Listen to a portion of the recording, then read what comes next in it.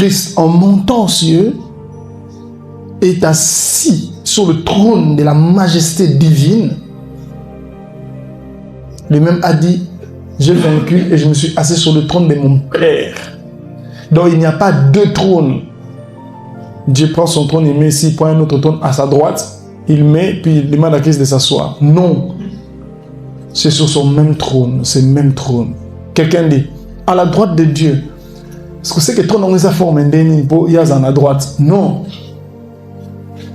Droite, quand vous lisez plusieurs textes, vous comprenez que la droite veut tout simplement dire la force. Parce que il va dire il va être écrit qu'il est assis à la droite de Dieu. Et il va en même temps être écrit qu'il est assis sur le même trône de Dieu.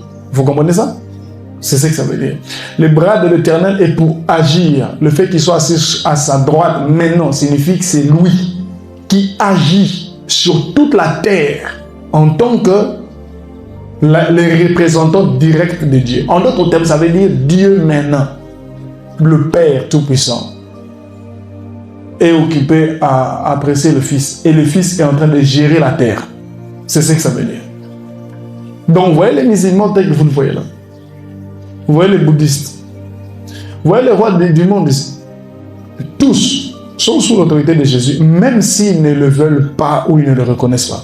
C'est pourquoi il est écrit. Jusqu'à ce qu'il mette ses ennemis, tous ses ennemis, sous ses pieds.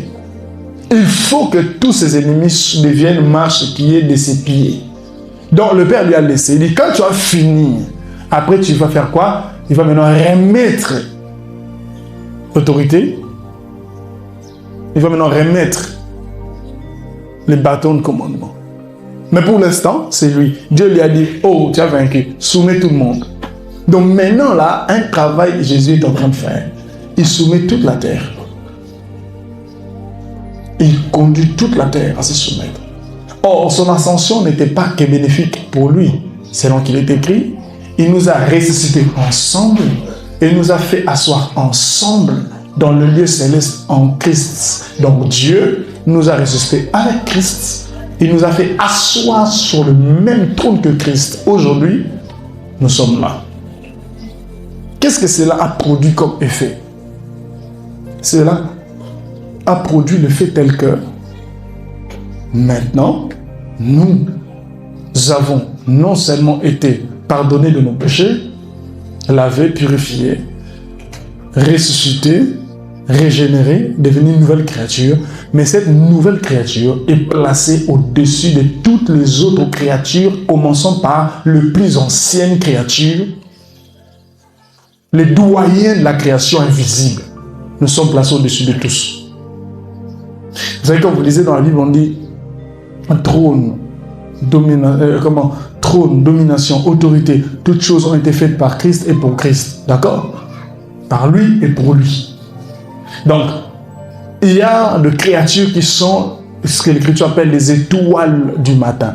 Ça veut dire la première créature que Dieu a créée au matin de la création. Quand Dieu a commencé la création, il a commencé avec eux.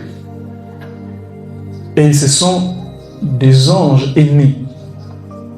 Vous voyez ça? Quand vous lisez dans le livre d'Apocalypse, vous verrez, on parle de vieillards, de 24 vieillards.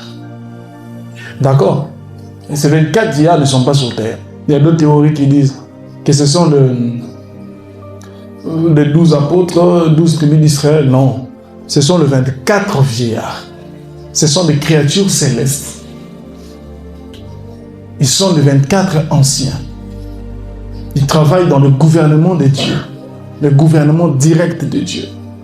Ils constituent ce que vous pouvez lire dans l'Ancien Testament ou dans les psaumes quand on parle du conseil divin. Ils ont des trônes et ils ont des couronnes sur leur tête. Et c'est d'eux que Paul parle quand il dit soit trône, soit seigneurie. Et ce sont des trônes. 24 vieillards. Parce que la Bible nous montre qu'ils sont assis sur le trône. Ils ont des couronnes. Et or, être assis sur le trône, c'est avoir le droit de juger. C'est la classe supérieure des êtres célestes qui sont autour du trône de Dieu. Le plus ancien. Et la Bible dit, devant l'agneau, les 24 vieillards ont jeté leurs couronnes. Vous vous rendez compte? Et ils sont autour du trône de Dieu. Et mais Jésus est assis sur le trône de Dieu. Et la Bible dit, tu es assis avec lui là. Donc les êtres le plus haut, le plus ancien, se retrouve sous toi. Donc cette nouvelle création n'est pas juste une nouvelle création, mais elle est une création qui a obtenu l'autorité divine. Vous savez, Adam avait reçu une autorité créée, une vie créée et qui était supérieure aux autres. Mais en Christ, nous n'avons pas reçu seulement une vie qui est supérieure aux autres, mais nous avons reçu la vie divine même, la vie même des dieux, celle-là. Donc notre supériorité n'est pas une supériorité du fait que nous avons été créés supérieurs, mais du fait que nous avons rejoint le seul chef pour participer à sa nature et placé sur son trône, ce qui veut dire participer à son autorité. Vous savez, vous pouvez avoir la nature de quelqu'un sans participer à son autorité. La preuve en est, nous sommes tous des humains. Est-ce vrai? Bien. Mais le président Félix a l'autorité sur toi. Vous êtes tous humains et congolais. Vous partagez le même sang, mais il a l'autorité sur toi. Vous comprenez? Maintenant, qu'est-ce que Christ fait? Non seulement il nous accorde la vie et la nature de Dieu, il nous donne également, il nous place également là où Dieu est. Ce qui veut dire nous participons en plus de cela à l'autorité de la divinité elle-même. Ça, c'est l'ascension. Maintenant, imaginez, il enlève vos péchés. C'est ce que beaucoup de gens pensent, que Jésus était venu pour enlever nos péchés, pour pardonner nos péchés, effacer nos péchés. D'accord? Jésus n'était pas venu pour ça. C'est une voie indispensable par laquelle il est venu pour accomplir son but. Le but de Jésus n'était pas d'enlever nos péchés. Non. C'était la voie ultime, indispensable par laquelle il devait passer pour atteindre son but. Son but était de nous conduire là sur le trône. Parce qu'au fait, c'est une question d'une bataille. Il y a une bataille. Lucifer et l'homme. Dieu crée l'homme pour qu'il soit ce qu'il doit être. Lucifer refuse. C'est ça la vraie question. Et tente de renverser l'homme. Et veut détruire les plans que Dieu a envers l'homme. Alors Dieu dit, mais attends, je vais toujours atteindre mon but. Je ne peux pas laisser cette créature gâcher ce que moi je suis en train de faire. Vous comprenez? Alors, il continue de faire ce qu'il était en train de faire en apportant, parce qu'il avait déjà prévu ça même avant de créer l'homme, parce qu'il connaît toutes choses, les moyens de racheter l'homme afin de continuer son objectif, son but. Écoutez, c'est tellement une distraction aujourd'hui que de comprendre l'évangile, de croire en Jésus et continuer à passer tout son temps autour du péché. Le péché est une affaire résolue. Le péché est une affaire résolue. Complètement résolue. Pourquoi Jésus commence par payer pour le péché? C'est pour que vous ne puissiez pas vous tracasser à ce sujet et que vous soyez concentrés sur le but. Le but, c'est de vous conduire à manifester tout ce pourquoi vous avez été fait et que lui vous a accordé. Aussi longtemps que chaque jour, vous devrez vérifier si vous avez péché. Chaque jour, vous devez regarder vos péchés. Chaque jour, on doit vous dire faites attention au péché. Chaque jour, vous êtes dans la distraction. Vous êtes dans la distraction. C'est une affaire définitivement réglée. Définitivement réglée. Ce dont vous avez maintenant besoin, c'est connaître les choses qui vous ont été données. C'est pour ça que le Saint-Esprit est venu. C'est pour ça que le Saint-Esprit est venu. Connaître cela. Eido, je vous ai expliqué ces mots grecs traduits dans 1 Corinthiens 2, 12 par connaître. C'est le mot eido qui veut dire être conscient. L'Esprit vous emmène à être conscient des choses qui vous ont été données. C'est ce qu'il y a à faire aujourd'hui. C'est ce qu'il y a à faire aujourd'hui. Et il a dit, nous n'avons pas reçu l'esprit du monde. Nous n'avons pas reçu l'esprit du monde. Mais l'esprit qui est de Dieu. Je vous ai expliqué. C'est quoi l'esprit du monde? Vu que l'esprit de Dieu nous rend conscients des choses qui nous ont été données, mais qui sont invisibles, parce que l'œil n'a point vu, que l'oreille n'a point entendu, et qui ne sont pas montées au cœur des hommes. Ce sont les choses-là que l'esprit nous montre. L'esprit du monde concentre son énergie sur des choses que l'œil voit, que l'oreille entend, et qui montent dans les pensées naturelles des hommes. C'est ce que l'esprit du monde fait. Et l'esprit du monde peut gouverner une prédication. Vous pouvez voir un prédicateur prêcher, mais il parle par l'esprit du monde. Amen. L'esprit du monde peut animer un enseignant. Ça peut animer un prophète. Une prophétie peut être donnée par l'esprit du monde. L'esprit du monde donne des visions, donne des révélations. Je ne parle de détails. Il y a une de nos sœurs une sœur qui n'est pas ici. Elle est sœur de notre sœur d'ici. Alors, un problème est venu. On a kidnappé leur fils. Elle m'a écrit, elle m'a appelé. Mais j'étais en train de tourner l'émission. Je n'ai pas répondu. Et quand on s'est appelé la nuit, elle m'explique le contexte. Qu'est-ce qui se passe? Elle m'a expliqué pourquoi elle s'était retrouvée un moment dans la panique. Elle était à elle en paix. Mais un moment, elle s'est retrouvée dans la panique et puis elle a beaucoup prié. Pendant qu'elle priait, elle a vu une vision.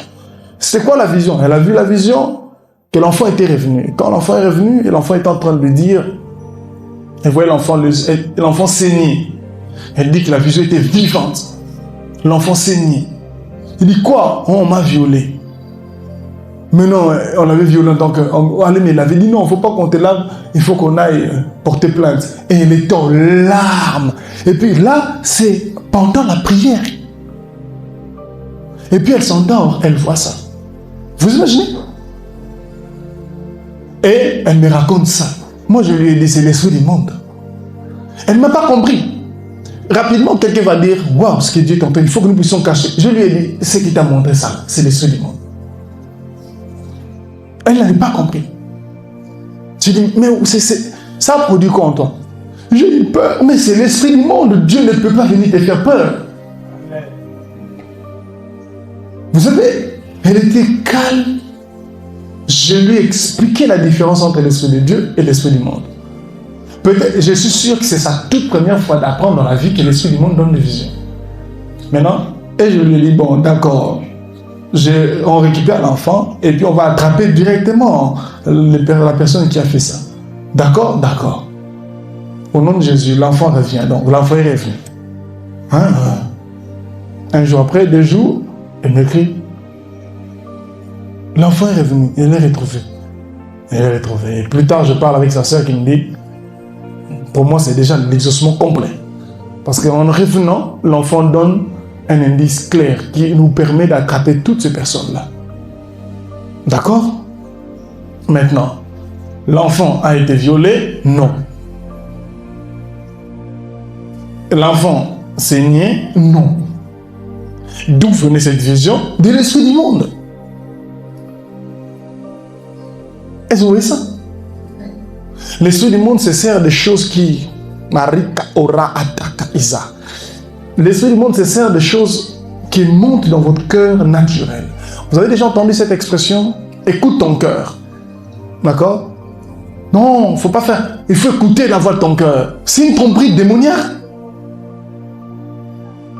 Généralement, on dit ça aux gens qui veulent faire un choix de conjoint ou voilà, un frère qui se sent comme s'il veut aimer quelqu'un, il tombe amoureux d'une personne, ou une sœur qui semble tomber amoureuse d'une personne, et puis Ils semblent maintenant avoir des contradictions, on s'oppose à eux, des trucs comme ça. Et puis les conseils que les amis se donnent entre eux. Non, il faut écouter ton cœur. C'est démoniaque. Quel cœur voulez-vous écouter? Parce que quand vous dites écouter vos cœurs, là, ce n'est vraiment pas les cœurs dont vous parlez. Ce que le monde généralement appelle cœur, là, ce sont des émotions. Or, vos émotions sont encore sales. Elles ont besoin d'être lavées, éclairées. C'est comme ça que nous parlons de la croissance.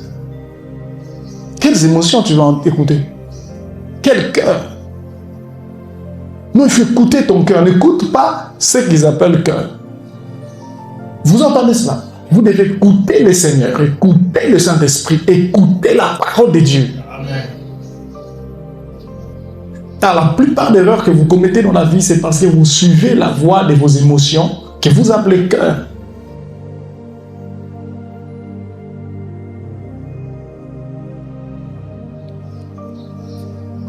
L'esprit du monde. L'esprit du monde est dangereux.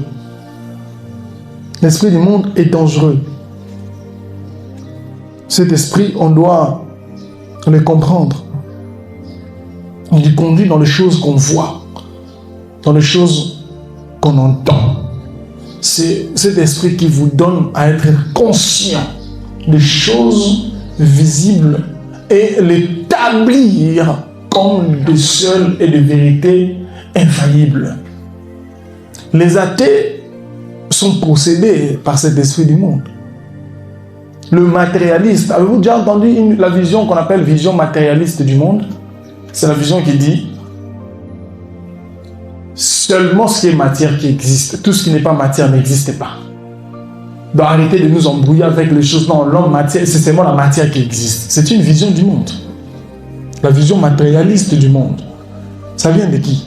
C'est l'esprit du monde qui fait ça. C'est inspiré par l'esprit du monde. Vous voyez ça? C'est l'esprit qui n'est resté attaché que parce que l'œil voit et que l'oreille entend. Qu'est-ce que tu considères comme chose vraie pour toi? C'est ce que l'œil voit et que l'oreille entend si l'œil n'a pas vu et que l'oreille n'a pas entendu. Est-ce que tu crois qu'une chose vraie peut aussi être vraie sans que l'œil et l'oreille ne l'entendent et l'œil ne le voie? Question pour toi. Quand est-ce que tu es sûr que c'est vrai? C'est juste parce que tu as vu avec les yeux? Quand est-ce que tu es sûr que c'est vrai? C'est parce que tu as entendu de tes oreilles. C'est pourquoi les gens, vous voyez, ils ont prié Jésus pour être sûrs. Ils veulent que Jésus leur apparaisse, que Jésus vienne satisfaire leur sens. Que Jésus vienne satisfaire leur sens. Qu'il apparaisse physiquement comme ça, pour qu'ils soient sûrs. C'est l'esprit du monde. C'est l'esprit du monde. Ce n'est pas la soif de Dieu, c'est l'esprit du monde. Parce que si vous connaissez Dieu, vous comprendrez qu'il a dit, il vous est avantageux que moi, physiquement, je m'en aille. Dans la lumière du Nouveau Testament, Jésus venir dans la chair devant toi, et Jésus qui est venu en tant qu'esprit, ce qui est avantageux, c'est qu'il soit venu en tant qu'esprit. Ça, c'est le Nouveau Testament. Et ça sort de la bouche de qui? De la bouche du Seigneur Jésus-Christ. Savez-vous comment est-ce qu'on appelle les paroles qui sortaient de la bouche de Jésus dans la Bible? Dans 1 Timothée 6, on appelle ça le sainte parole. Savez-vous ce que signifie sainte parole? Ça veut dire des paroles qui n'ont pas de tâches, qui ne peuvent pas être corrigées, qui n'ont pas d'erreur, qui sont tellement à prendre tel que c'est prononcé. Pourquoi? Parce que toutes les autres paroles avant ces paroles à lui pouvaient être examinées, mais pas les siennes. Vous ne pouvez pas mettre Jésus dit bon, ça ce n'est pas Jésus a commis une erreur. Ou bien il n'a pas. Tu es mort. Tu n'es pas un être. Tu as cessé d'être. Sainte parole. Et les saintes paroles vous disent, il vous est avantageux que moi, je puisse m'en aller physiquement. Donc, ce qui va venir est plus avantageux que ma présence physique. Vous dites, je suis éclairé par l'Esprit maintenant pour que Jésus m'apparaisse. Vous voyez maintenant? Tout ce qui vous attire vers la vue, tout ce qui vous condamne vers les sens, c'est l'esprit du monde. C'est sérieux. Votre cœur ne peut pas être rassuré de la vérité quand seulement vos yeux voient. Écoutez comment parle l'esprit. Le Saint-Esprit est appelé dans la Bible aussi l'esprit de foi. Comme Paul dit, c'est par le même esprit de foi que nous disons, j'ai cru, c'est pourquoi je parle.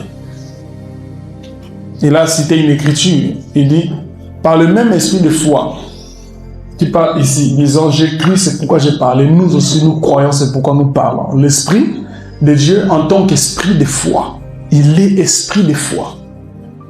D'accord? Et l'esprit du monde est l'esprit de vue, l'esprit des sens et l'esprit de la raison naturelle.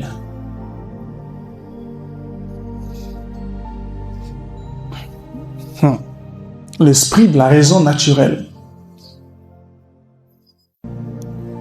Votre être, votre cœur, quand est-ce qu'il se sent en paix? Et quand est-ce que votre langage sur une affaire change et devient sûr? C'est quand vos yeux ont vu, et quand vos oreilles ont entendu, ou quand vous avez raisonné et avez trouvé des logiques. Vous savez, c'est ça. Hein? D'autres personnes, ils n'ont pas vu, ils n'ont pas entendu, mais ils ont juste raisonné, ils ont trouvé des faits logiques. Après, ils ont dit, logiquement, ça doit être comme ça. Même si ses yeux n'ont rien vu, ses oreilles n'ont point entendu, il a quand même trouvé une ligne logique. Il s'est dit, c'est bon. Et puis, il est tranquille. Pas quand il reçoit ou parce qu'il tient une vérité divine. Sa tranquillité ne vient pas de la vérité divine tenue.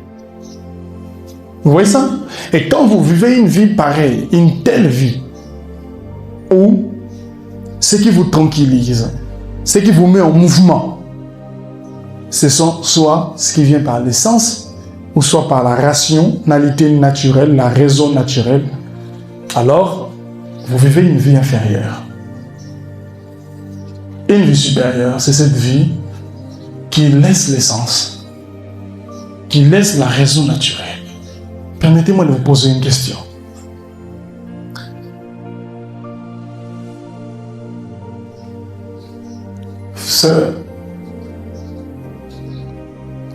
Votre collation, c'est pour quand?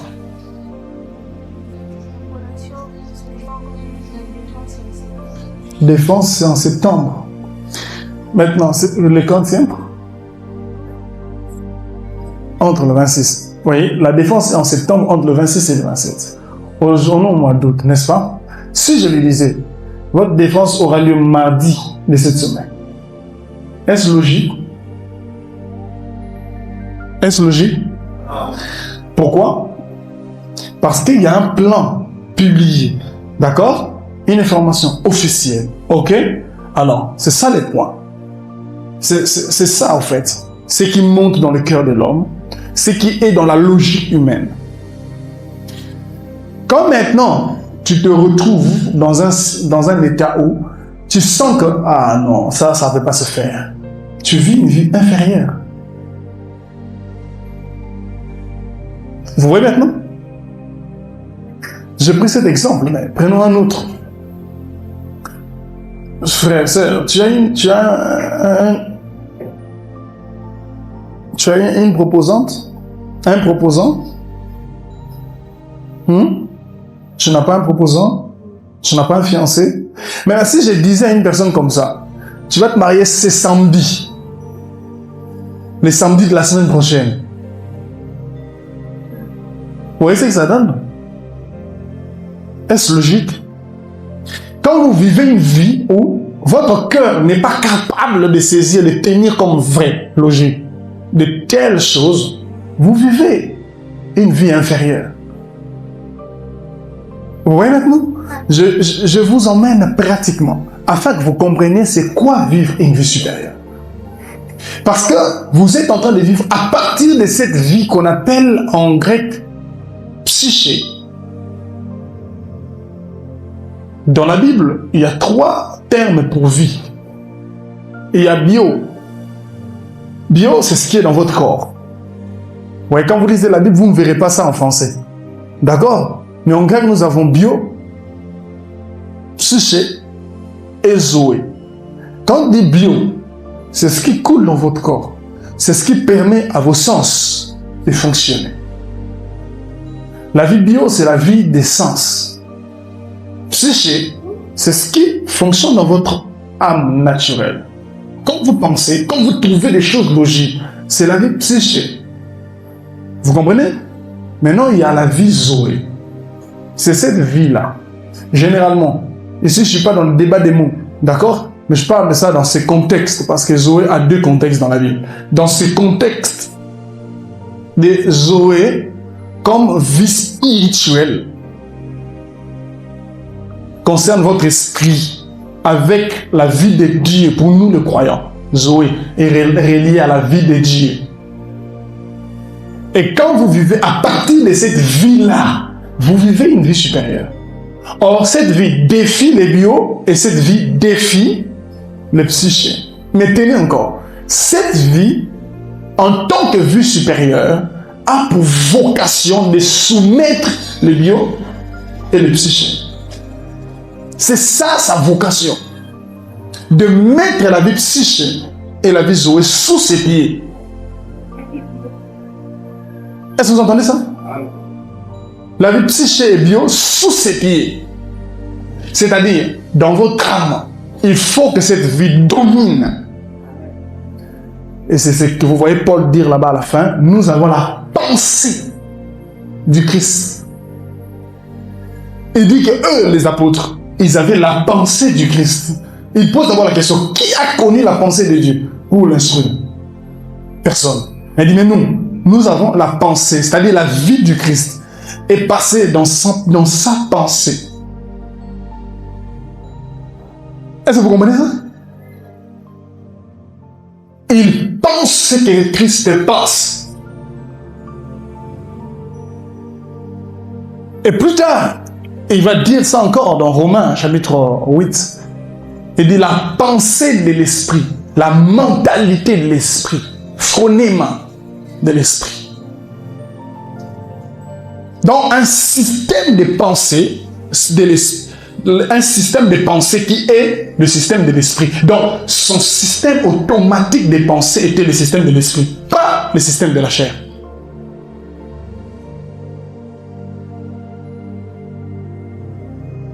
Et il va finalement dire, si l'esprit de celui qui a ressuscité Christ d'entre les morts habite en vous, celui qui a ressuscité Christ d'entre les morts rendra la vie à vos corps mortels. Donc, la vie là passe d'abord dans l'âme, ça arrive jusqu'au corps. Vous voyez ça? Et finalement, ce qui se passe, c'est que c'est cette vie qui domine. Et c'est la mission de cette vie. C'est pour ça que cette vie vous a été donnée. Pas pour que vous disiez, je suis maintenant spirituel, maintenant je suis devenu charnel. Mais c'est pour que la chair disparaisse. Soit complètement assujetti. Vous savez, des gens vous diront, c'est pas possible. Vous savez pourquoi est-ce qu'ils disent ça? Parce que ça n'a pas été possible pour eux. C'est tout. Pourquoi les gens ne croient pas qu'on ne peut pas vivre sans, on ne peut pas tout le temps vivre en bonne santé? Pourquoi même le médecin peut vous dire que ce n'est pas possible de vivre tout le temps en bonne santé? Pourquoi? Parce qu'eux-mêmes ne sont jamais tout le temps en bonne santé. Les hommes vous disent leurs expériences. Ce qu'ils vous présentent comme des certitudes ne sont rien d'autre que les fruits de leurs expériences. Mais vous savez, la vérité était venue sur la terre. Elle a ouvert sa bouche, elle a parlé. Amen. Et vous savez comment on appelle le Saint-Esprit qui est en nous? 1 Jean 5, 6, l'Esprit est la vérité. l'esprit et la vérité. C'est lui la vérité.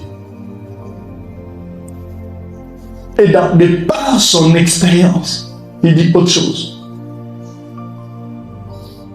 Il dit autre chose. Vous voyez ça? Vous êtes invité à la vie supérieure. Jésus a dit, je suis le chemin, la vérité et la vie. Jésus a dit qu'il est la vie. Vous avez entendu ça? Et où est-il? Où est-il? Lui qui est la vie, où est-il? Il est sur le trône des dieux. Loin au-dessus des principautés, autorités, dominations, trône, loin. Il est au-dessus du trône même des dieux. Pourquoi? Pour qu'il assujettisse toutes choses. Donc, oui, il doit assujettir. Qu'il dit Barnabas dans Hébreu, il dit, quoique nous voyons que toute chose ne lui est pas encore soumise, donc toute chose n'est pas encore soumise, oui, mais il doit soumettre tout. Ça veut dire quoi? Il y a de l'opposition sur la terre. Il y a des entêtements sur la terre. Mais l'écriture est formelle, ne vous inquiétez pas, ne vous inquiétez pas. Il va tout soumettre. Tout genou se fléchira, dira Jésus-Christ Seigneur. Soit tu le dis maintenant, pour que cette confession te donne la vie éternelle, soit tu le dis quand il va finir. Parce que quand il va finir là, même ceux qui ne croient pas, ils vont dire qu'il est Seigneur. Maintenant, cette fois, ça ne sera plus pour accorder la vie. Tu dis, il est Seigneur, bon, c'est bon, tu as vu, allez, va-t'en. Vous comprenez ça? Donc, Jésus qui est la vie là est assis sur le trône de Dieu et œuvre pour assujettir toutes choses. Mais c'est la même vie qui est en toi. Paul dit, Christ, ma vie, ce qui est en toi est assis sur le trône. Son autorité est divine. Et sa mission est divine de coloniser, de mettre tout sous lui. Marie Gahasaka Hasaka. Pourquoi cette vie parle en langue? Alléluia. C'est pour que ta langue naturelle soit complètement vaincue par cette langue. Alléluia. Écoutez, la vie qui est entrée en vous n'est pas entrée en vous pour que vous la visitiez de temps en temps. Elle est entrée en vous pour prendre le relais et rester la seule vie par laquelle vous vivez.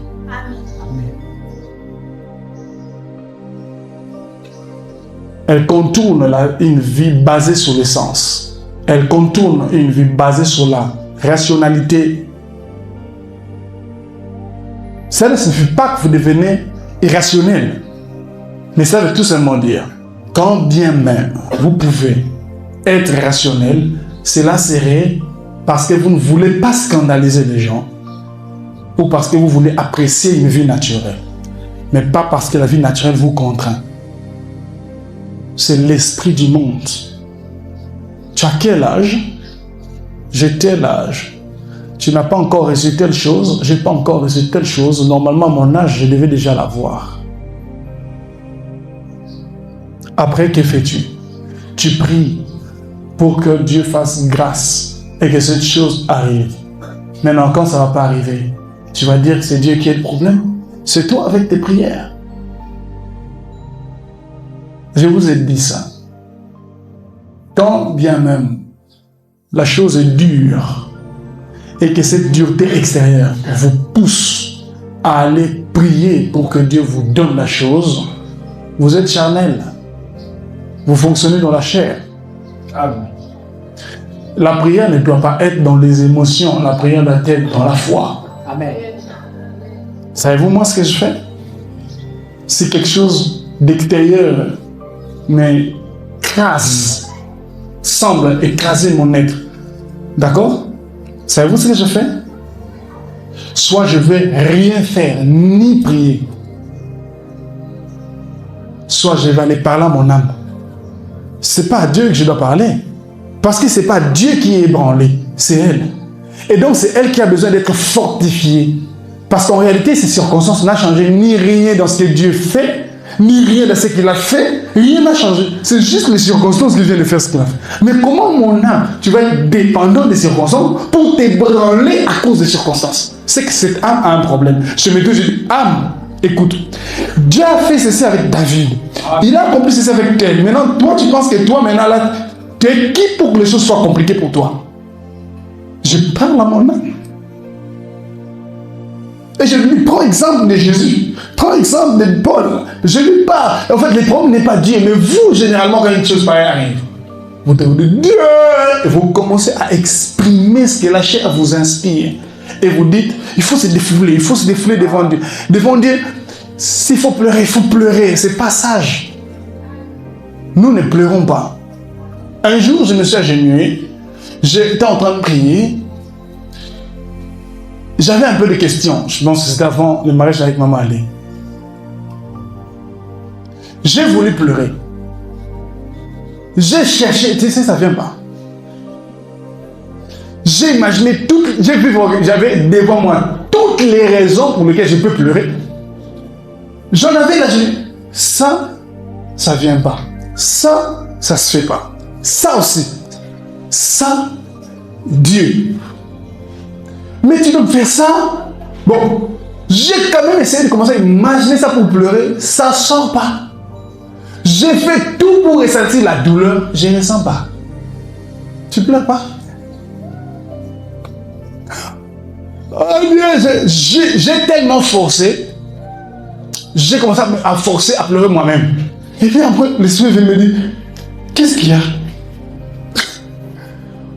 Pourquoi toi qui avances, tu veux reculer en arrière?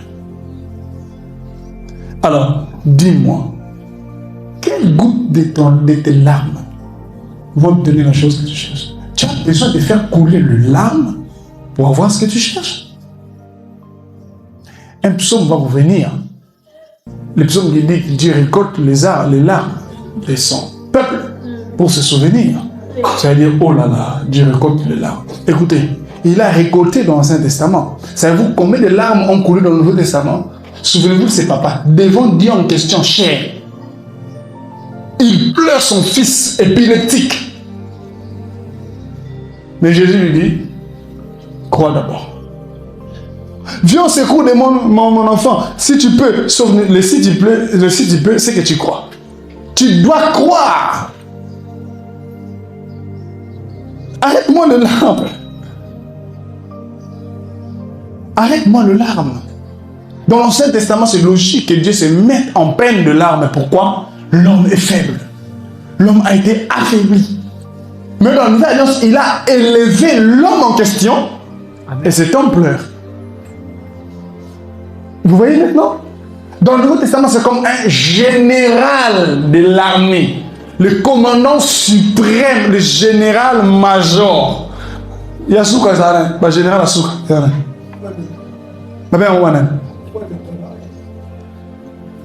Donc, général 3 étoiles. Parce que Bangouna Baye, qui pas président Bandolé. Et puis là, président peut s'agir toutes sortes d'armes qui puissent exister en même temps. Tout un équipement parfait, complet, absolu. Et maintenant là, Bangouna Baye. Avec le président.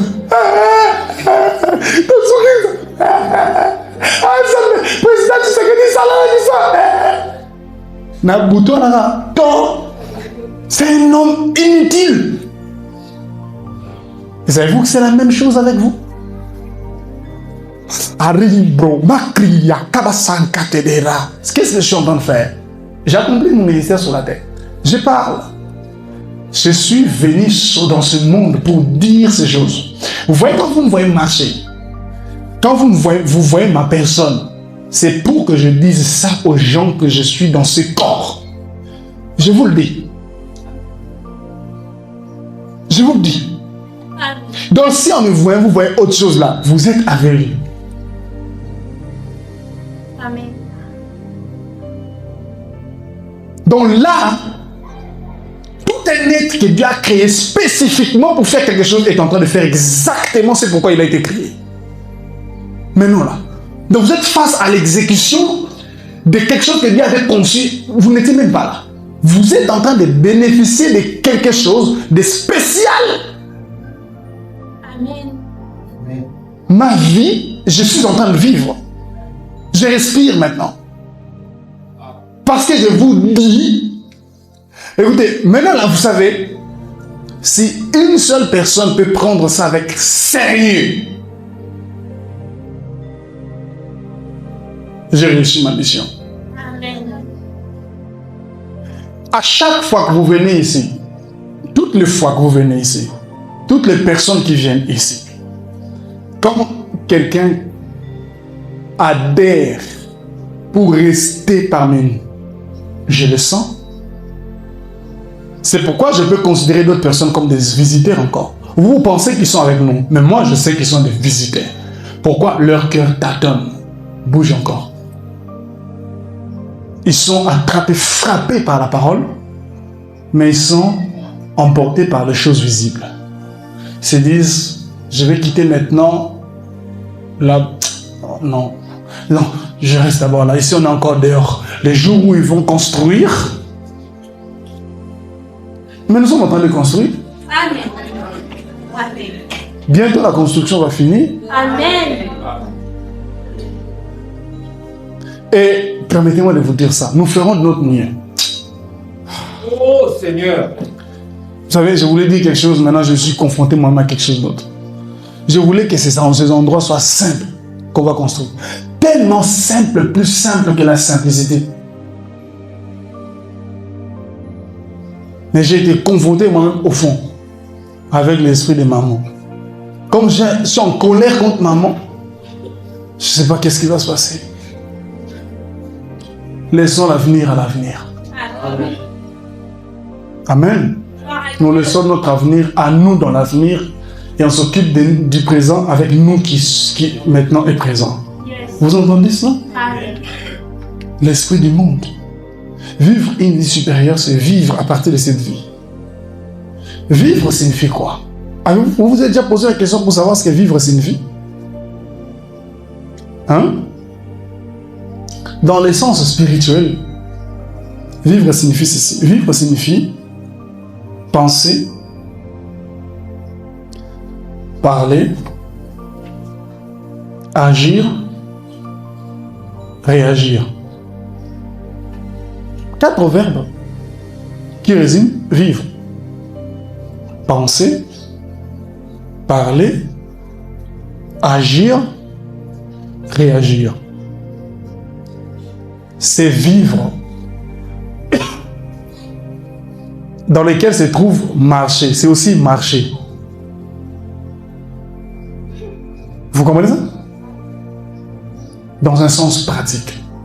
Quand nous disons vivre une vie supérieure, parce qu'il y a une vie qui est en vous, et vous devez vivre cette vie. Ça veut dire quoi? Vous devez penser les pensées de cette vie, parler les paroles de cette vie, agir en posant des actions de cette vie, réagir à partir de cette vie. Ce qui veut dire, il y aura une vie opposée. Il y a une vie opposée. La manière charnelle de fonctionner. Qui aussi voudra ce que vous pensez comme elle, parler comme elle. Imaginez, tu es sur la moto, et puis du coup, une pensée te vient. Et si vous tombez, tu vois, qu'est-ce que c'est que ça?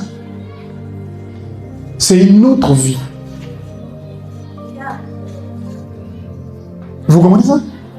Une vie charnelle. Tenez, quand je dis vie, je ne suis pas en train de dire que la vie du diable est en vous. Non. Donc je vais déjà le définir. Quand je parle de vivre une vie supérieure. D'accord? Il est question de penser les pensées de la vie de Dieu. Parler des paroles de la vie de Dieu. Agir en posant des actions liées à la vie de Dieu. Et réagir. Réagir est plus grave. Réagir, c'est le plus grave. Réagir. Jésus a enseigné des choses que je vous dis. Ce sont des choses que Jésus a enseignées. Quand par exemple il dit, si quelqu'un te frappe dans la joue gauche, tends-lui l'autre joue. Ça veut dire quoi? Il vous enseigne la réaction de la vie. Comment on réagit. Donc vous n'avez pas réagi. Oh non, même façon de réagir face à des choses doit être d'après cette vie. Amen. Pas seulement des actions. La plupart d'entre vous sont capables de faire des déclarations. Je suis une nouvelle création. Parler, ça devient facile pour vous. Alors que c'était difficile avant. C'est un pas. Gloire à Dieu pour ces pas. Maintenant, après avoir parlé, vous agissez. Donc, je pose un acte. Je marche par la foi. Ah! Faut n'a doté moi seul. Faut n'a prédoté ce qu'on a en bonté. La prière, la monde qui est dans une bombe. La monde qui est dans une bombe. Jésus m'a dit, toutes choses sont à vous. Toutes choses sont à vous. Toutes choses sont à moi. J'ai ça. Amen. Amen. Ah! Comme une lettre. Côte ça, mariage hôtel. Oui, je fais ça en mariage hôtel. Pas. Une semaine, tu pour un jour, un bon goyate. Il s'en peut non. Mais comme les unes cassées. Ni na sali. Non, quoi, j'en ai un voyage. Bon, non, quoi, déjà, point B. Ceux qui n'ont commis Tijuana et qui ont été dans le bon cas, ouais. Il y a un azuité. Ouais, moi. Donc, ta façon de réagir, tu as toi agir. Mais comme tu réagis, ça contredit cette vie. Amen. Ça contredit cette vie.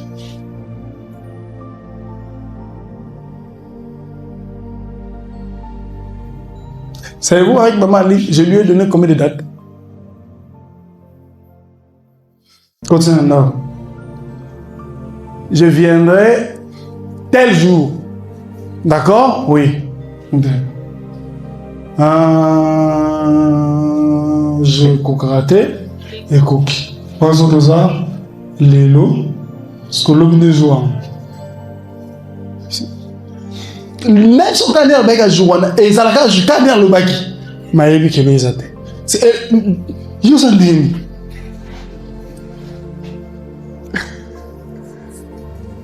Donc comme jouant. Bon, je me suis tout ça que tu joues. Bon bah les lots pas mais on joue. Je vais envoyer l'équipe. Je vais envoyer l'équipe. Non, monsieur le joueur. Nous sommes ni dans le passé, ni dans le présent, donc jour en quatre. Yokati jour, c'est quoi? Yokati jour, c'est quoi? Jour, c'est quoi? Par exemple, nous avons comme un sous, nous avons le 23, ou le 25, ou le 30, mais ça, c'est jour en zanan. Tout ça, c'est jour, date, côté de jour. D'ailleurs, et ça, c'est telle date. Bon, félicitations, maman, bon, là. As un modèle de foi. Ah non, quand féliciter maman seule. Ah mon ma femme. T'as qu'à continuer au moins ma femme.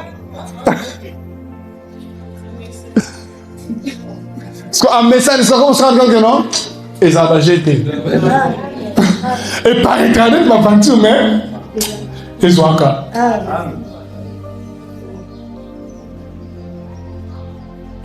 Et soit qu'à. Alléluia, alléluia, alléluia.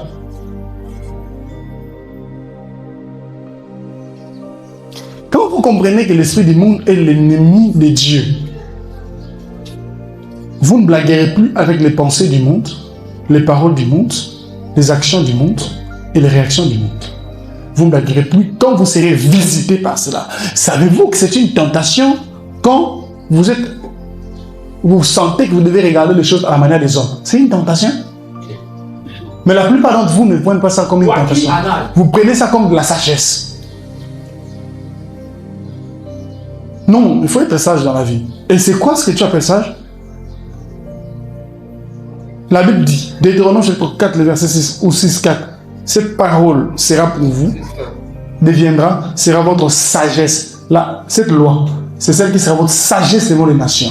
Cette loi. C'est cette parole. Christ a été fait pour nous sagesse. Mais toi tu dis, c'est la sagesse. C'est quelle sagesse? Vivre une vie supérieure consiste à fonctionner d'après le réflexe de l'esprit. Que le réflexe de l'esprit devienne tes réflexes. Tu dois avoir conscience que l'objet n'est pas Arimaote. L'objet n'est pas que quand tu veux faire quelque chose, tu reçois la direction de l'esprit. Quand tu veux faire quelque chose, que tu reçois la direction de l'esprit. C'est pas ça, en fait. L'objet que toi, l'être humain, l'homme, tu sois colonisé par cette vie Au point que tu commences à... Tu es la pensée de Christ, les sentiments de Christ, la phronéma de Christ. C'est ce que la Bible enseigne. Et cette vie, j'ai dit, est ascensionnée. Amen. C'est sur le trône de Dieu. Elle a de l'autorité divine.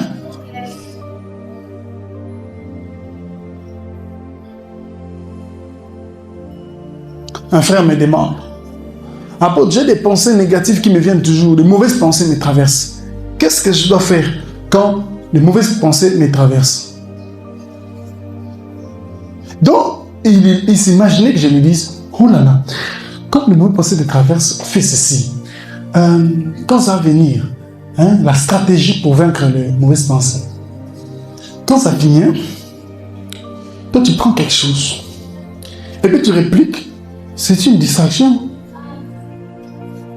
Si vous avez des mauvaises pensées qui vous traversent, ça veut dire que vous ne lisez plus beaucoup la Bible, c'est tout. Si vous lisez la Bible constamment, et vous réfléchissez sur les Écritures, les mauvaises pensées ne vont pas finir. C'est tout.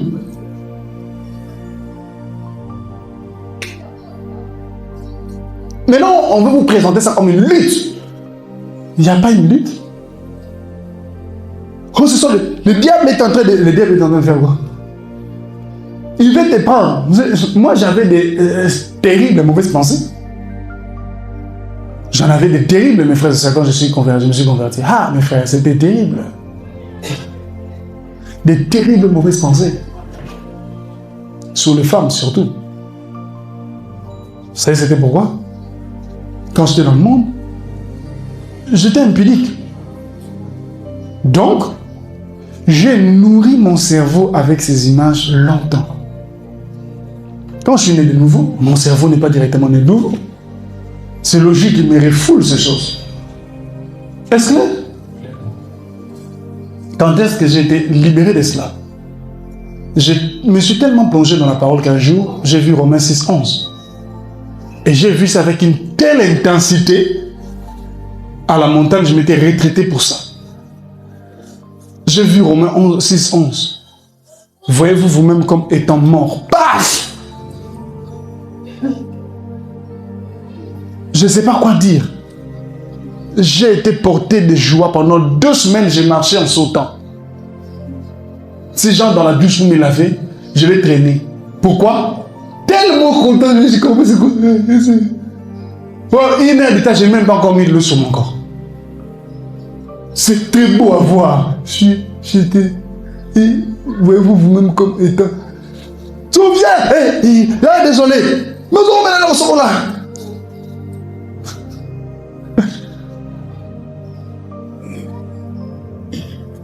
Et à partir de ce moment-là, je peux voir des animaux. Je les voyais différemment. Et moi, ça qui te côté. Mais je vous dis, ce qui vous fait voir bonobo, lézard, crapaud, crocodile, comme s'ils étaient laids, c'est la chair. Ils sont très beaux, je vous dis. Je vous dis, c'est la chair qui fait ça. Je ne rigole pas. Depuis lors, je ne comprends pas comment les gens disent que... Je ne comprends pas ça. Vous voyez ça comment? Cancré là. Quand vous regardez comme ça, waouh!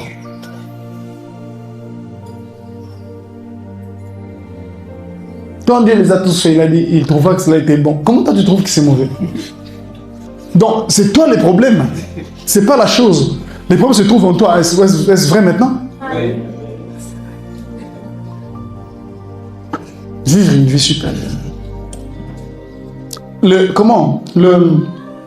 L'apôtre, quand je parlais le lundi, l'apôtre Paul est venu, il a inauguré la question du royaume de Dieu. Il a inauguré la question du royaume. Il a commencé à parler de la vie supérieure comme la vie du royaume. Comme être dans le royaume. Ensuite, l'apôtre David est venu. il a commencé à parler de la vie supérieure. Il a plus parlé de la foi. Mon juste vivra de foi. Et vous a dit que c'était rattaché à cette parole d'écriture qui dit, à la parole qui vient après. C'est le verset 27 d'Hébreux 10. Celui qui vient, vient. Celui qui doit venir, vient. Ok? Or, mon juste vivra de foi. Il montre que c'est rattaché à l'attente du Seigneur. La manière d'attendre le Seigneur, c'est de vivre de foi. Ok? Et quand le prophète Jésus est venu, il est parti dans la direction également du royaume. Le frère Sep est allé également dans la direction du royaume. D'accord? Il y a même un verset que l'apôtre Paul avait donné, montrant, Jésus dit qu'il est venu pour ça. Pourquoi? Je dois annoncer aussi la parole dans d'autres contrées. Annoncer le royaume de Dieu dans notre contrée, car c'est pour cela que je suis venu. Vous imaginez ça? Jésus dit c'est pour ça que je suis venu. Quoi? Annoncer. Mais non, il devait aller annoncer le royaume. Il dit que c'est pour ça qu'il est venu. Dans quel sens? Pourquoi? Comment? Il est venu pourquoi? Pour annoncer le royaume. Il n'annonçait pas quelque chose dont il ne sait pas si ça allait venir ou pas. Il annonçait quelque chose qui était là. Il présentait quelque chose qui était là. Vous voyez ça? Il annonçait le royaume. Qui était là, mais avec lui seul, mais qui devait arriver sur tous ceux qui étaient avec lui. Tous ceux qui allaient croire en lui. Il annonçait le royaume pour que les gens croient. Il dit c'est pour ça que je suis venu. Et vous vous dites que Jésus est venu pour ôter vos péchés. Il lui-même dit, il est venu pour annoncer le royaume. Et c'est quoi le royaume? Le royaume est lié à l'esprit. L'apôtre Paul a dit que le royaume était rattaché à la mort du Christ, à son ensevelissement, à sa résurrection, à son ascension. Mais vous ne comprendrez pas ça si vous ne comprenez pas que c'est lié à l'esprit.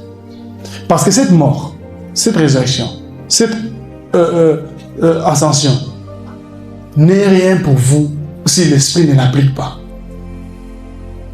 Vous comprenez maintenant? Dans le royaume, c'est Christ et son œuvre et le Saint-Esprit. La réalité des temps, c'est dans le Saint-Esprit. C'est pourquoi il a dit, si quelqu'un est né d'eau et d'esprit, il ne peut voir le royaume. Donc tu nais, tu vois le royaume. Donc ce qui veut dire, nous naissons dans le royaume. Quand un enfant naît dans une brousse, il voit quoi? N'est-ce pas la brousse? Vrai? Quand un enfant naît dans une étable comme le Seigneur, qu'est-ce qu'il voit? Il voit des bœufs, n'est-ce pas? Des animaux. Ok? Là où l'enfant naît, quand il ouvre les yeux, c'est ce qu'il va voir. Il dit, si un homme est né de nouveau, il ne peut voir le royaume. Qu'est-ce qui fait que nous puissions commencer à voir les œuvres du royaume de Dieu? C'est parce que nous naissons dans ce royaume-là. Il nous a délivrés du royaume de ténèbres. Et nous a transportés dans le royaume du Fils de son amour. Son Fils bien-aimé. Vous comprenez maintenant? Donc, nous quittons un territoire pour un autre. Mais ne pensez pas que ça se fait de cette manière. On te prend ici, on t'emmène là-bas. Ça ne se passe pas comme ça. Ça se passe par ce que je pourrais appeler la supplantation. La lumière qui louille dans les ténèbres et emporte sur les ténèbres. Donc ce n'est pas qu'on te prend, on te déplace. Mais quelque chose vient te trouver. Et engloutit ce qui était là. La puissance de ce que Dieu a fait. Il est venu pour annoncer le royaume. Il est venu pour annoncer le royaume. Et un jour, il était devant les gens qui disaient de lui qu'il fait ces choses par Belzébul. Il leur a dit, si c'est par l'Esprit de Dieu que je chasse des démons, alors le royaume de Dieu est venu jusqu'à vous. Vous voyez ça? Et dans 1 Corinthiens 14, dans Romains chapitre 14, je vois le verset jusqu'au 21, ou je peux me tromper ici, dans la référence. Paul dit, le royaume de Dieu ne consiste pas à manger et à boire. Mais c'est la justice, la paix et la joie par le Saint-Esprit. Aimer le royaume de Dieu, aimer encore le Saint-Esprit.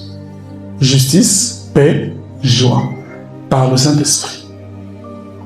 Vous voyez? Cette justice, nous l'avons acquis dans l'œuvre du Christ. Vous voyez ça? C'est par l'œuvre du Christ que nous avons acquis cette justice, cette joie et cette paix. Mais ça nous est parvenu, ce sont des choses qui nous sont appliquées par le Saint-Esprit. Vous comprenez maintenant? Vous voyez maintenant? Donc le Saint-Esprit est la réalité du royaume de Dieu.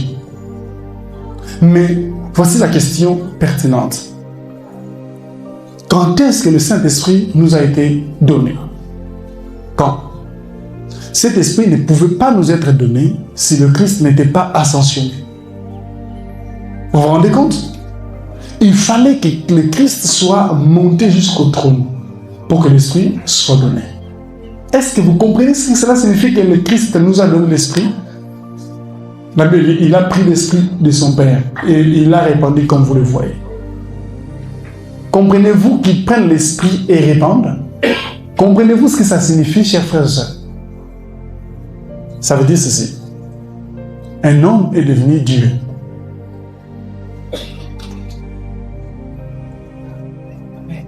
C'est ce que ça veut dire. Le mot Christ dans le Nouveau Testament peut être mal compris.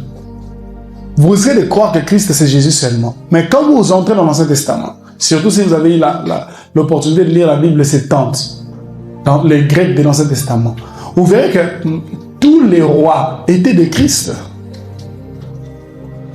des Messies. Parce que Christ veut tout simplement dire loin. Loin. C'est-à-dire la personne qu'on a loin. D'accord? Est devenu le loin. Loin de Dieu. D'accord? Pas loin à distance, mais loin, il y a loin. Ok? On l'a loin. Il est le Christ.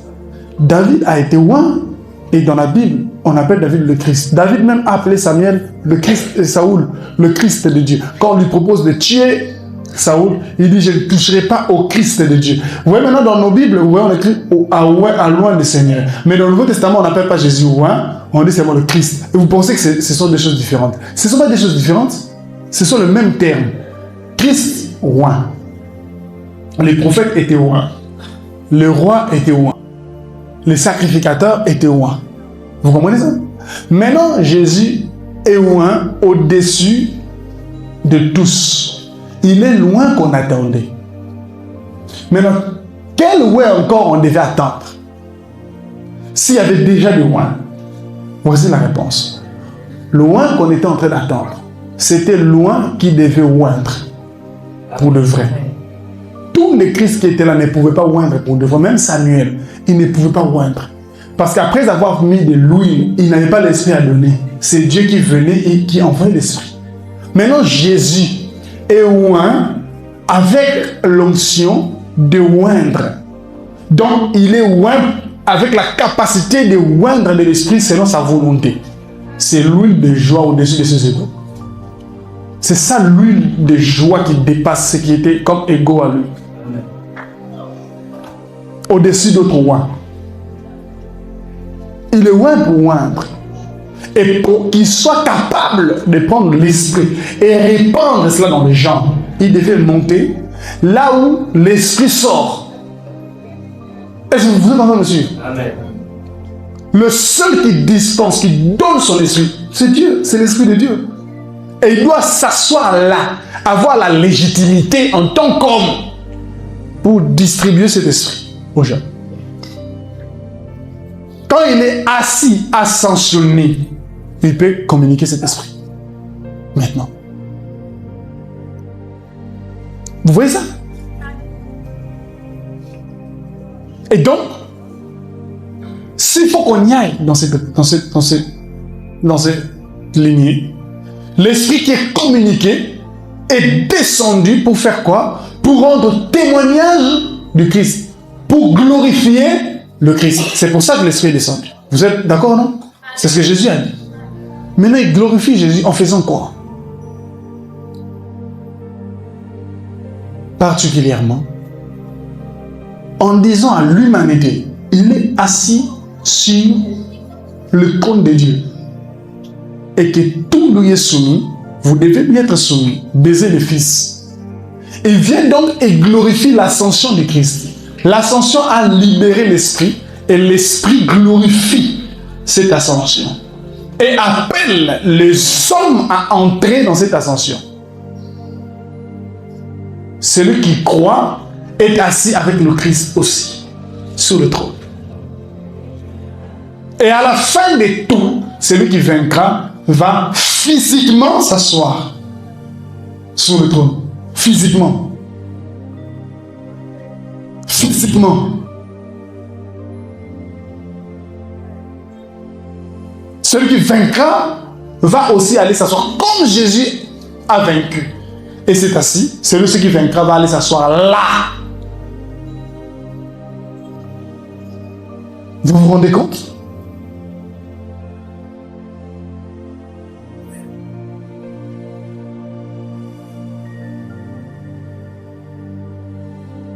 Vaincre. Vaincre, comment on va vaincre? En vivant une vie. En vivant la vie qui nous a été donnée. Vous devez vivre cette vie qui vous a été donnée. Amen. L'esprit que vous avez reçu, la vie qui vous a été donnée, a un prix. Son prix, c'est tellement immense. Ce n'est pas seulement le sang, mais c'est qu'un homme doit monter sur le trône de Dieu. Vous imaginez ça? C'est ce que ça coûtait. Il fallait que quelqu'un monte là et le distribuer. Il fallait que quelqu'un monte. Donc ce que vous avez là a une valeur de l'ascension du Christ. Et c'est en vous pour valoriser cette ascension. C'est en vous pour donc soumettre tout ce qui s'oppose au Christ ascensionné. Vous ne devez pas permettre que des circonstances soient sous vous, et plutôt sur vous. Vous ne devez pas permettre que les choses dans votre vie semblent prendre les dessus sur vous. Vous devez vivre une vie objective, c'est-à-dire une vie qui, jour après jour, vous tendez vers une expérience plus grande, chaque jour. Écoutez, ne passez pas votre temps à envisager cette supériorité de manière globale et achevée une fois pour toutes. C'est une voie. Est-ce que vous entendez cela? Ne dites pas directement, ah, moi, donc, vie supérieure, donc, comme l'apôtre de Dieu l'avait dit, il ne faut pas qu'on puisse prendre les transports, je vais disparaître demain. Ça ne peut pas marcher. Regarde les choses, des petites choses dans votre vie. Petites choses. Appliquez cette parole dans ces petites choses du jour au lendemain. Du jour au lendemain. Tu te réveilles, tu te rends compte que il y a un souci. Quel souci? Tu te rends compte que on t'a mal parlé, tu as eu un cœur qui est blessé. D'accord? Alors, pourquoi moi je dois toujours être blessé parce qu'on m'a mal parlé? Tu vois maintenant? D'où tu prends la parole et tu t'exposes devant lui pour passer outre cela. Vous entendez ça? Tu ne te forces pas à ne pas être blessé. Mais je vous dis, si tu regardes comme dans un miroir la gloire du Seigneur, une fois que tu vas laisser là, tu te tournes vers toi, tu verras que tu es transformé. Vous vous exposez. Et je vous ai déjà dit, une des manières les plus pratiques pour vivre cette vie consiste à confesser la vérité. Dites la vérité.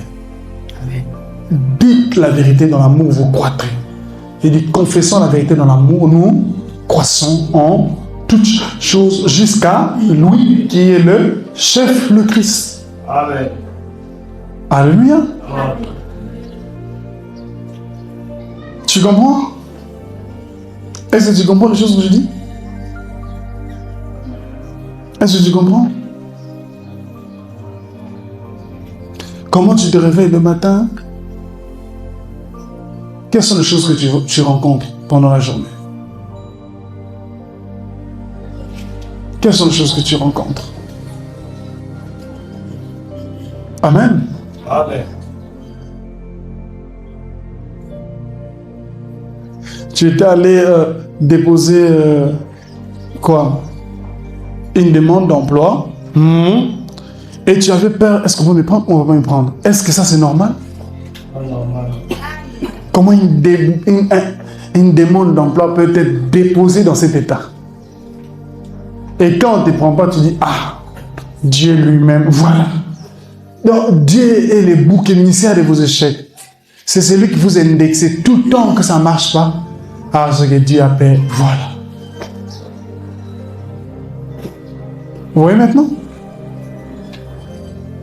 Vous n'êtes pas parti dans cette supériorité. Et Dieu ne répond qu'à Jésus.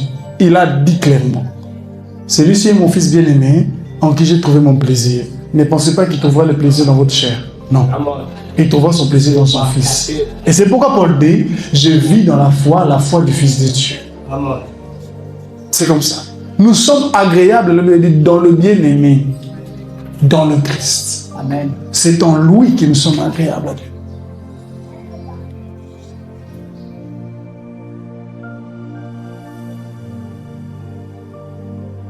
Allegebe ateneglebo oshi atakaba. Inkete de brano ozo kotolobo shakata. Alléluia. Holy Ghost. Ika faranto monesa. Alibantana goso kebereme yadia sovanda. Chaque jour dans votre vie, vous devez progresser. Vous devez vivre une vie où vous, chaque jour, vous vous dites, est-ce que je vis cette vie qui m'a été donnée? Vous devez décider de vivre une vie supérieure. Amen. Une vie qui va au-delà des sens. Vous savez, quand vous faites des calculs dans la vie, généralement, regardez comment vous faites. Calcul, d'accord? Bon. Vous faites des calculs en rapport avec si vous voulez acheter quelque chose. Ok? Vous faites des calculs généralement en rapport avec ce que vous allez, ce que vous gagnez. C'est-à-dire si la chose, par exemple, coûte $500, tu dis bon. Et toi, tu gagnes peut-être $70 ou $80, peut-être 100. Alors tu dis, je vais commencer à enlever 20 jusqu'à tel temps. Et puis tu dis, et puis tu donnes un programme. Dans telle année, tel mois, je fais telle chose. C'est pas mal. C'est pas péché. Mais vous savez, si c'est ce qui gouverne votre vie, vous vivez une vie inférieure. Amen. Mon oncle s'est marié en cette année au mois de juillet. Moi, je me suis marié au mois de mars 2025. Lui s'est marié cette année 2026 au mois de juillet. Savez-vous quand est-ce qu'il avait annoncé son mariage? Il avait annoncé son mariage depuis le mois, je crois, de mars même. Je vais épouser ma femme en juillet 2026. Depuis, je crois, mars ou avril l'année passée. Il a dit en juillet 2026, donc plus d'une année. Et en juillet 2026, il a épousé sa femme. Il ne l'a pas fait par la foi. Et il a calculé ce qu'il gagnait et qu'est-ce qu'il devait épargner. Il a vu que ça va totaliser ce qu'il veut jusqu'en 2026. Et puis il a dit, je vais le faire en 2026. Et une telle personne ne peut jamais devenir riche. C'est compliqué. Il ne peut pas devenir riche. Pourquoi? Il vit avec le calcul de ses avoirs. Il va s'appauvrir, mes frères et sœurs. J'imagine juste pour le mariage, et aussi modeste que ça, Regarde le temps qu'il devait prendre. Maintenant, pour acheter au moins une villa, il va dire dans combien d'années? Dans 25 ans? Ça, c'est quand vous vivez par les sens et vous vivez par la raison naturelle. Quelqu'un écoute ce que je dis? Vous écoutez ce que je dis? Amen. Est-ce que vous écoutez ce que je dis? Amen. Comment vous vivez? Tu ne pars pas à l'université, pourquoi? Il n'y a pas de frais. Tu es sûr. Qui paye pour toi le frais? C'est ma mère, c'est mon père, c'est ma tante. Tu vois, tu regardes du mauvais côté.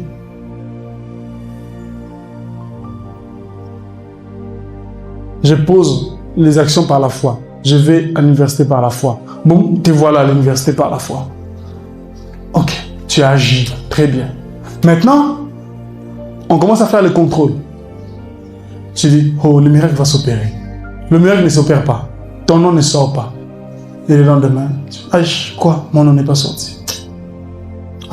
Et puis tu restes à la maison. Tu ne pars pas. Ta réaction. Tu n'as pas réagi avec la même conviction. Et ça a tout foiré. Penser, parler, agir, réagir.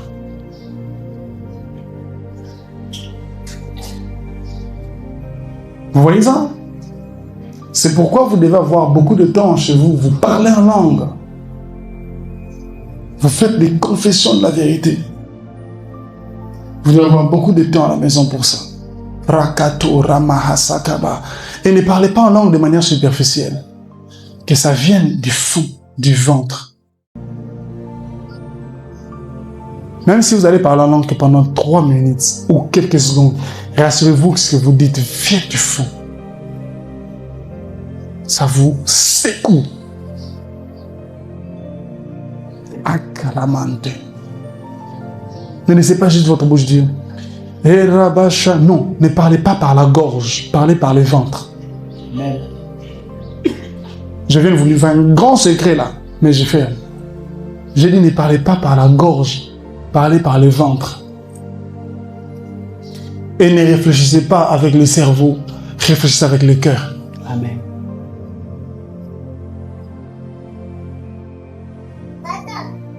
Vous savez, on est là chaque jour. Demain encore, on sera là chaque jour dans Ascension. Regardez ce qui se passe. Certains, regardez comment ils donnent les offrandes. Il a 5, 6, 10 000 francs. Il dit, non, je dois donner 2 000 aujourd'hui. Parce que, demain encore, je vais être là. Donc, j'ai encore besoin de donner quelque chose. Vous voyez? C'est comme ça qu'ils vivent, par la vue. Et pourtant, la sainteté a dit, à chaque jour, suffit sa peine. Le lendemain prendra soin de lui-même. C'est ce que le Saint a dit. Ce sont les paroles du Saint. Mais il va prendre son économie et il dit non, j'avais déjà réservé 10 000 pour les offrandes. Premier jour, 1000. Comme ça, 12 jours, Matthieu 12 000. Premier jour, 1000. Deuxième jour, 1000. Troisième jour, 1000. Tina, pour comme ça, on a 500 à panier. 500 à panier à gauche, 500 à panier à droite. Quand c'est ça, tous les 12 jours, la télémaquille. On n'a rien à couper s'offrant. Vous voyez ça? Je ne dis pas que vous réfléchissez comme ça, mais il y a des gens qui pensent comme ça. Vous comprenez ça? Il y a des gens qui réfléchissent comme ça.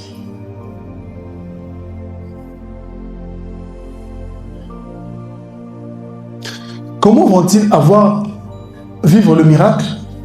Ils ont déjà bloqué toutes les issues du miracle. Moi-même, quel jour? Le jeudi, je suis venu. Maman Aline, c'est elle qui donnait le communiqué pour les offrandes. Quand elle a commencé à parler, j'avais prévu ce que j'avais prévu. Elle parle. Je vois seulement, elle appelle pas. Elle continue toujours à insister. Prépare vraiment ton repas. Prépare. Tu peux la carte, j'ai senti que... Et j'ai pris tout ce que j'avais. Tout ce que j'avais. J'ai déposé ça. Maintenant, parce que je suis resté. J'ai pris tout, j'ai déposé. C'est tout. Et le rite est fini, ça. Elle est venue. Mais le transport, j'ai dit, mais le transport. Toi, tu m'as tout pris. Quand tu es passé là avec ton Saint-Esprit, vous vous êtes entendu et vous m'avez tout pris. Qu'est-ce que le transport? Ah là, le Seigneur va lui-même pourvoir. Et ça a pourvu de son côté. Elle est partie. On cause au cercle, les frères. C'est fini. On descend comme ça. Je suis rentré avec presque 20 000 francs à la maison. Quelque chose s'est passé. Bon, maintenant, toi, quelque chose ne se passe pas. Tu vois maintenant? Quelque chose ne se passe pas. Jusqu'à la fin, rien ne se passe. Tu arrives jusqu'à la maison. Et puis le lendemain, tu as fait les pieds. Et puis le lendemain encore, rien ne se passe. Tu n'as eu que 3 000. Tu viens, tu diras quoi? Non. Comme l'objet à ça qui m'a collé. Le lophone tu n'as pas ça santé. N'a pas ça pour permettre un gars sous l'objet pour mon connu pour un zoto. Et vous remarquez que je parle de manière large. Pourquoi? Je veux que vous compreniez que dans la Bible, nous avons les paroles pour chaque domaine de la vie. C'est pourquoi vous me voyez, je touche la maladie, je touche le travail, je touche la santé, je touche les finances, je touche la vie des peurs, la vie intérieure, je touche tout, afin que vous ne puissiez pas prendre la question de la vie, résumer ça dans écoulement. J'ai l'écoulement à l'intérieur qui me coule. Oh, je sens la joie. Oh, je ne me fâche pas. Après, quand tu ne te fâches pas, qu'est-ce que sont les choses que tu fais? Amen. Je pardonne facilement les gens. Maintenant, tu pardonnes facilement les gens. Donc, toi, ta vie ne coule que là où tu pardonnes facilement les gens. Et là où il faut les aider matériellement. Je commence à aider facilement. Avec combien? Avec mon 1000 francs, je donne aux pauvres. Qu'est-ce que ça lui fait? Oh non, Dieu a vu, mais lui, il a vu quoi? C'est Dieu qui a vu que tu as beaucoup donné, mais pas lui. Et écoutez, quand vous donnez ce que vous donnez, qui vient dans votre cœur et ce que vous avez, devant Dieu, c'est glorieux. D'accord? Mais imaginez que vous veniez me donner 10 000 francs. Imaginez. Ça fait quoi? Vous n'avez rien fait, vous n'avez pas fait quelque chose de spécial. Vous voyez? Je ne dis pas que c'est une bêtise. N'apportez pas, c'est rien. C'est pas ce que je dis. Mais je dis par rapport à l'apport que vous emmenez vraiment. Vous voyez ça? Mais c'est ce que vous avez. Et comme c'est ce que vous avez, c'est agréable devant Dieu. D'accord? C'est agréable. Mais non, est-ce qu'on doit continuer à vivre? Tu dois continuer à vivre comme ça? Toi, agréable seulement devant Dieu. Toi, agréable seulement devant Dieu. Pourquoi? Tu touches que des petites choses, des petites sommes qui te rendent seulement agréable devant Dieu. Quand tu donnes 2000, Dieu voit que c'est beaucoup. Parce que tu as donné tout ce que tu avais. Donc tout ce que tu as, c'est toujours des 2000. C'est toujours des 30. Non, c'est plus logique. Amen. Tu vois? Ce n'est plus logique. Amen.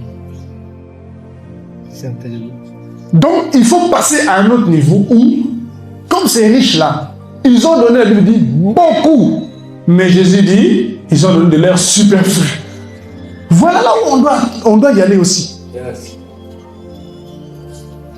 Où tu donnes beaucoup et Dieu dit aussi que tu as donné beaucoup. Devant les hommes, beaucoup. Devant Dieu, beaucoup. Amen. Pourquoi ça doit seulement être peu devant les hommes et beaucoup devant Dieu?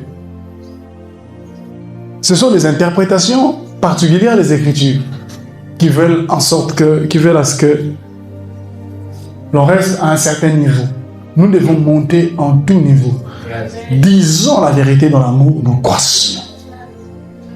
Donc, la vie supérieure doit dominer la vie de l'ancienne création. Nous parlons de la vie supérieure. Je résumerai ici. Nous parlons de la vie supérieure. C'est quoi cette vie supérieure? La vie supérieure, c'est la vie de Dieu que nous avons reçue. Et cette vie est assise sur le trône de Dieu. C'est-à-dire cette vie a l'autorité sur toutes les autres vies. Et si cette vie est la vie supérieure, qu'est-ce que c'est que la vie inférieure? La vie inférieure, c'est toute la vie de l'ancienne création. Amen. Tout ce qui se retrouve étant créé avant que cette vie ne vienne. Yes. Que ce soit dans le monde invisible ou que ce soit dans le monde visible. C'est la vie inférieure. Vous comprenez ça? Et donc, le supérieur doit dominer. Le supérieur doit dominer. Le supérieur doit dominer. Alléluia. Le supérieur doit dominer. Dieu n'aime pas voir que l'autorité soit sous l'autorité. L'autorité doit exercer son autorité. Et je crois vous l'avoir déjà dit. L'autorité existe pour imposer, s'imposer. Dieu va juger une autorité qui ne s'impose pas. L'autorité est là pour soumettre. S'il y a de l'autorité, c'est parce qu'il y a ce qui doit être soumis. Et si cette vie divine que vous avez reçue est sur le trône de Dieu, ayant reçu son autorité, c'est pour qu'elle soumette toutes les autres vies qui restent. Soumettre la maladie, soumettre la pauvreté, soumettre l'infirmité, soumettre la mort, soumettre les manques, soumettre la peur, soumettre l'incrédulité, soumettre les sens, soumettre la raison humaine. Puis-je vous dire, savez-vous ce que c'est que la raison de Dieu? La raison de Dieu, c'est la parole de Dieu. Amen. En grec, le mot logos veut dire raison.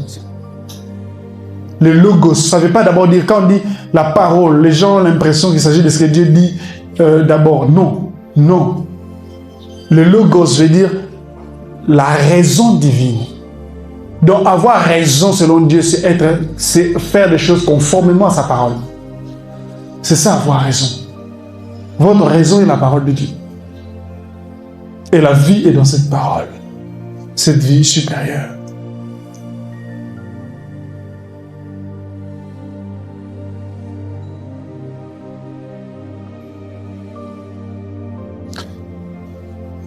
Le dernier jour, donc le dimanche prochain, je parlerai avec vous